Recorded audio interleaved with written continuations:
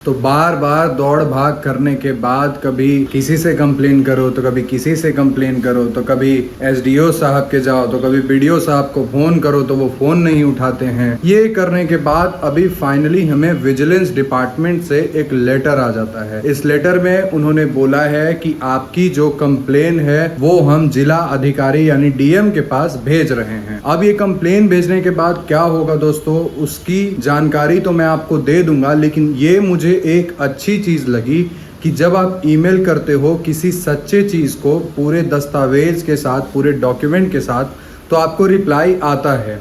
और जिस तरीके से विजिलेंस डिपार्टमेंट ने हमें रिप्लाई दिया है तो एक उम्मीद की किरण आप कह सकते हो कि फिर से हमारे अंदर जाग गई है। अब मैं उम्मीद यही कर रहा हूँ कि अब एक्शन, मतलब प्रधानमंत्री आवास योजना ग्रामीण में आपको मैंने पहले भी बताया था कि जिस तरीके की धांधली हो रही है और इस पे कोई भी एक्शन नहीं लिया जा रहा है, और पिछले लगभग 6 से 8 महीने से मैं इधर से उधर, उधर से इधर बस बोलते जा रहा हूँ कि प्लीज कोई मदद कर दो, प्लीज कोई मदद कर दो, लेकिन इस पे अभी तक किसी भी तरीके का कोई अच्छा एक्शन नहीं लिया गया। अभी मैं आपको रिसेंटली मान के चलो 1 वीक पहले का बात बता रहा हूँ। मैंने फिर से, मैं ऐसे परेशान करना नहीं चाहता हूँ, लेकिन मैं खुद परेशान हो रहा था कि इस पर कोई एक्शन नहीं लिया जा रहा है, तो मैंने फिर से एक बार एसडीओ मसौड़ी को कॉल लगाया और बताया कि सर ऐसा ऐसा मामला है, लेकिन इस पर कोई भी एक्शन नहीं लिया जा रहा है। एसडीओ साहब ने यार मुझे ही सुना दिया। उन्होंने बोला कि आप डायरेक्ट फ़ोन कैसे लगा सकते हैं, आप ऐसा कर कैसे सकते हैं, आप कहाँ रहते हैं, क्या अथॉरिटी है। मैंने बताया कि मैं एक पत्रकार हूँ जो फ्रीलांसर काम करता है, और इसमें अथॉरिटी की क्या बात है। मैं आपको बता रहा हूँ कि कहीं पे भ्रष्टाचार हो रहा है तो आप एक्शन लीजिए ना। आप मुझसे अथॉरिटी क्या मांग रहे हैं, क्या अथॉरिटी इसमें आपको चाहिए? एक्शन लेने में आपको अथॉरिटी चाहिए?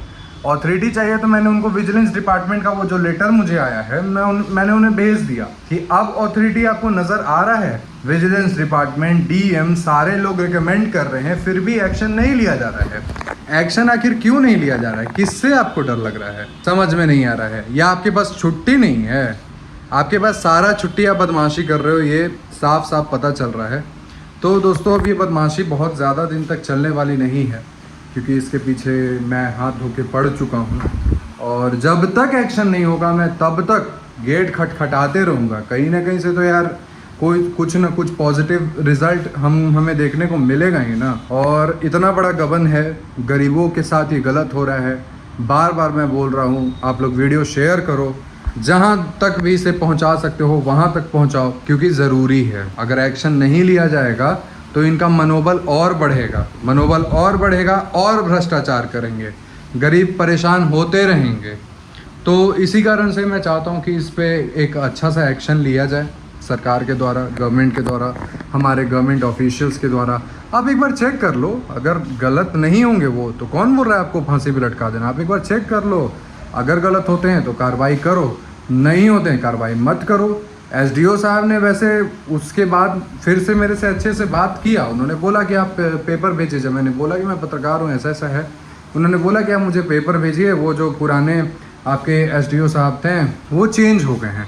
मैंने फिर से उन्हें जो दस्तावेज़ हैं वो भेज दिया, लेकिन उसके बाद एक मैसेज आता है और अगले दिन से फिर से कोई मैसेज नहीं आता है। ऐसा लग रहा है कि भ्रष्टाचार मैंने ही किया है। अरे सर सुधर जाओ, एक्शन लो। बिना एक्शन लिए अब कुछ होने जाने वाला नहीं है। मैं नहीं छोड़ने वाला हूँ, मैं उन लोगों में से नहीं हूँ कि आपको जाने दूंगा। एक्शन लेना पड़ेगा, ये आपका काम है। आप अपना काम कैसे भूल सकते हो और कैसे आप अपना काम छोड़ सकते हो? काम करो यार, इसके बिना काम कैसे चलेगा? आपको काम तो करना पड़ेगा, इसी बात का आपको सरकार तनख्वाह देती है, तो काम तो करना पड़ेगा ना बॉस। मुझे डांट देने से या मुझे कुछ बोल देने से मैं सुनने वाला हूँ नहीं। मैं आपका डांट क्यों सुनूंगा? मैंने कोई पैसा खाया क्या आपका? कोई डांट नहीं मैं आपका सुनने वाला हूँ। आपको एक्शन लेना पड़ेगा।